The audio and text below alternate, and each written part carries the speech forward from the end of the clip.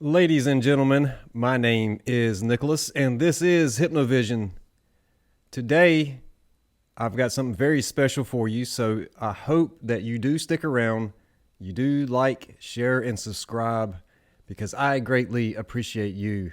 Today, we are talking about ADHD redefined. Now, this is piggybacking off of a video I've done before, but also this is something that really ties a lot of my content together because this is me sharing the inward workings of how I came to understand where your attention goes, focus grows. So what you are paying attention to will always, no matter if it's good or bad, it's going to grow.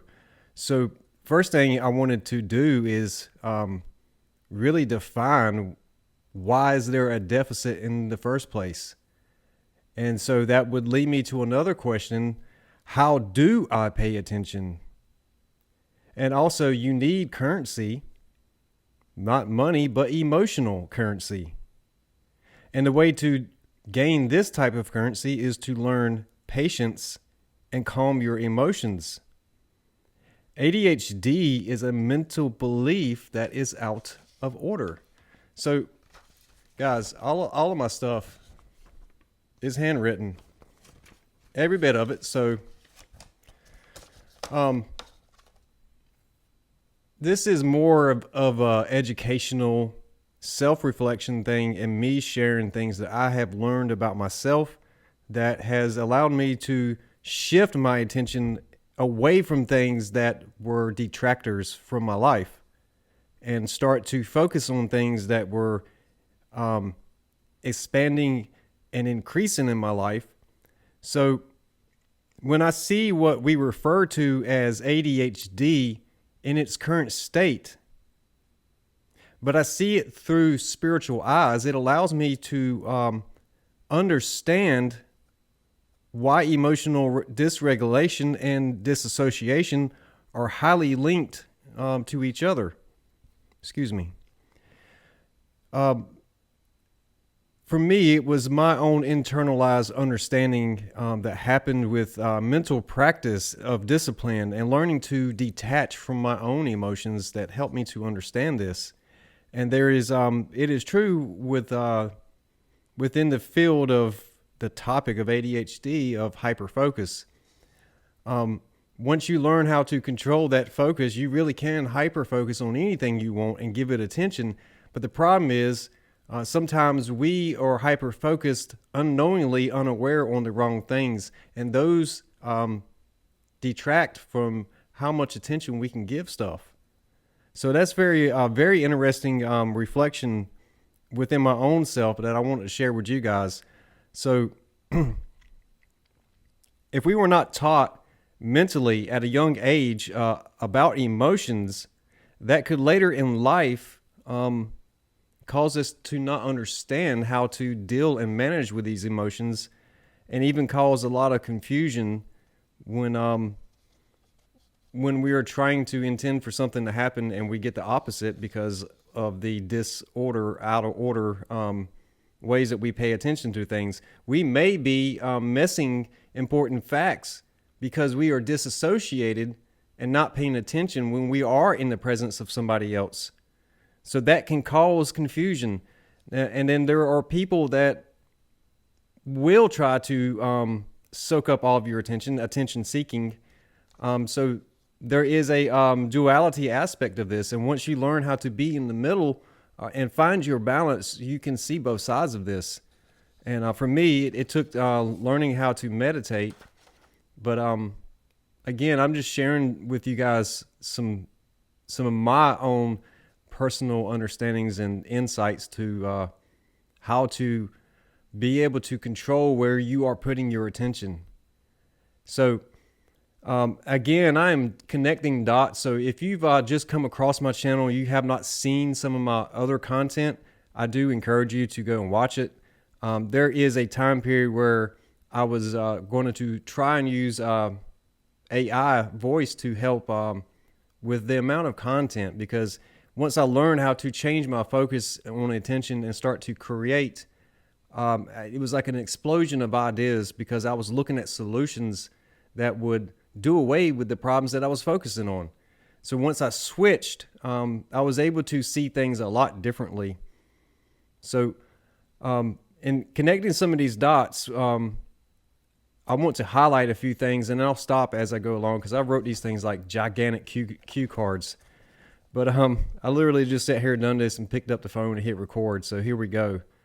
We often don't realize just how externalized our attention is, and that very hyperdrive can become focused on the wrong things. It's like the moment you realized you were riding a bicycle without help, but the very fact that you noticed caused you to fall. For me and my self-discovery, ADHD was something a doctor said I had at a young age. But let's be honest, when you look at history, it didn't exist before TV and radio. And since that time, it has gotten worse with the evolution of social media and smartphones. Now, this was something that everybody will have some level of denial about, but if you actually do stop and sit and think about it, there is a lot of truth in this. I had to come to the conclusion on my own when I stopped and just looked around a couple times a day. Everyone is consumed with staring at their phones. So what did this tell me internally? Well, pointing at something to blame is not helpful because even that requires you to pay attention. See? Even that requires you to pay attention. That's it. For me, I stumbled on the fact that when in a negative emotional bandwidth, if we become too polarized to paying attention to the wrong things, then we never have emotional currency to pay for the good ones. Any happiness is short-lived, and we might even find ourselves attached to material things to gain happiness. And depending on the person, that could be a slippery slope into addictions. How did I crack the code? So again, guys, I literally write bulletin points, and then I branch off when I'm doing these videos and just expand on these bulletin points. It's really helped me to condense my train of thought. And what's weird is over the years, I had a lot of people pick on my handwriting. I can read upside down. I can read backwards. I can also write upside down and write backwards, but I am left-handed. But I usually write sloppy because I'm thinking way faster than my hand can keep up. So I've had to learn how to quantify, quantum entanglement and stuff like that. That's another topic. So in order to be able to retain what it is I'm trying to say, I've had to learn to put stuff in bulletin points and know what it is that I'm wanting to point out when I come across these. So how did I crack the code? For one, meditation taught me how to bring my externalized attention and focus back into myself. It allowed me to really cut off everything on the outside and just focus on what was going on inside of my imagination and really tap into my emotions, which brings me to the next thing. Learning about the chakra systems was very important. But I had to start to look at things in a symbolic way to really start to apply them to my life. And that has a sense of mental alchemy, which I will bring into the next thing, the 7 seals. So to me, you have 7 chakras, you have 7 seals. So we refer to the chakras as opening up the petals in these energy centers. So if it's never been opened, then it has been sealed, right? So that's the way that I internally put this stuff together when I'm looking at all this stuff saying, what does it mean to me? How do I internalize this information and understand how to apply it? The 7 seals, the 7 chakras. So there is the emotional aspect of the energy centers within these chakra systems.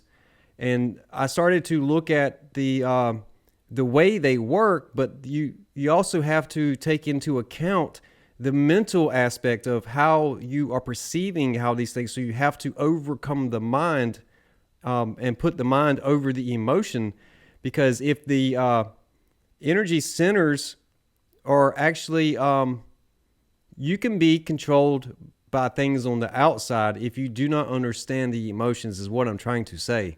So emotional manipulation would be one of these things where if you do not understand emotions, then you could be naive and somebody could mislead you or take advantage of you.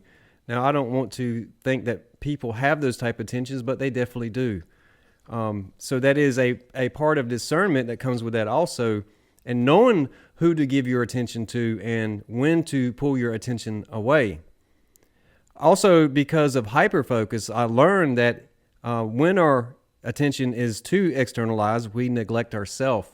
So that's like being driving down the road and being so in a tunnel focus on things that you don't even see the check engine light or the low gas light when it comes on in your dashboard because you are so focused out the windshield, you're not even looking at the dashboard. So, but I also learned that you can reverse your attention inward. And that's how I started to symbolize everything, and deep meanings and vivid visions started happening for me. So learning how to give attention inward and outward in a balanced way started to bring me mental peace because it helped me to regulate my emotions, get in touch with my emotions. And yes, there were certain ones that I had to learn to give to myself. And this takes the loop all the way back around to childhood and what I said earlier about learning to have a sense of mental discipline over yourself. The self-soothing and nurturing aspects of your own emotions and learning to love yourself. And this was revealed to me by Tantra. So let me explain. What stuck out to me when I saw the word Tantra immediately was temper tantrum. And Tantra is a form of intimacy. And we see babies as infants. I just could not ignore the word association, and my mind immediately visualized the aura and how being around some people bring peace and are calming. It just clicked like a light bulb for me. So guys, this actually, this is a true story. When I started to really dive into what Tantra was, I really started seeing the parallels of like temper tantrums and being able to, temper your emotions, but not just that. The intimacy of the bond, right? If a child is crying, you want to pick it up and hold it. So what you are doing is you are signaling to that child that it is okay, and it is your energy that is being put off that calms that baby. So when we are intimate with other people, we are inviting them into a peaceful environment within ourselves. So there's a sense of intimacy that goes beyond just the acts of sex. That's really what that gets down to, but also having your emotions tempered where you can communicate what it is you want and what it is you don't want, what it is you're okay with, and being able to respect boundaries on both ways. That is very interesting. While Tantra does have a lot of ties with sexual things, the idea of mental chastity excited me for a strange reason, which led me to learning about semen retention. Now that is a completely separate video that I've already done, is on my timeline. But what all of this amounts to is learning to master yourself. So if you are looking at this, all of this through spiritual eyes, then you will understand the meaning of ascended master over your emotions. Now, if you are in charge of your emotions, then you can manifest anything you want because you can place your attention with intention wherever you want and focus on it. Excuse me. So ascended mastery is, a lot of times when we externalize a lot of stuff, we will think of like a Jesus character or thought or some kind of famous character, but ascended mastery is ascending the mind over emotions. So you are elevating your perception of life through a higher understanding, a higher angle of mentality. Through the mental states and emotions is key to breaking free from having disordered thoughts that break your attention and frustrate you. And that's all I wrote just now. And I just really wanted to share this stuff because when you start to see how this thing over here really does have some sort of, they play off of each other, then you also understand how you can begin to pivot away from certain things and pivot into certain things that better suit you. So being able to focus on what it is that makes you feel good and gives you an intrinsic value to life, meaning you would do it regardless of money or not. So for me, music is definitely one of those things. This YouTube channel has grown into one of those things because as I have learned this stuff about myself and how to interpret things and symbolize things and be able to see the word association where I could speak across different topics, not just the different topics, but different cultures, different religions, and to have an accepting viewpoint of everybody. Sometimes we are saying the same things. We are just using a different form of language to convey that information. And that will help you to understand a lot of this stuff through spirituality a lot better, especially when it comes to religion, because if you ask me, religion is compartmentalized. You will not find all the answers in one religion because it is not there. That is why there are multiple religions, and each one of them holds different keys to understanding the foundation that they are all built on. And that is where we all have to get to be able to love and accept each other, is to understand that even religion is built on the foundation of creation. And that, my friends, is the God honest truth. And I really appreciate the opportunity to get up here and share these things with you guys. And I hope that it brings some kind of new understanding for you. And perhaps down the road, it turns into a blessing that you didn't see coming. And with that, guys, I will see you on the next video.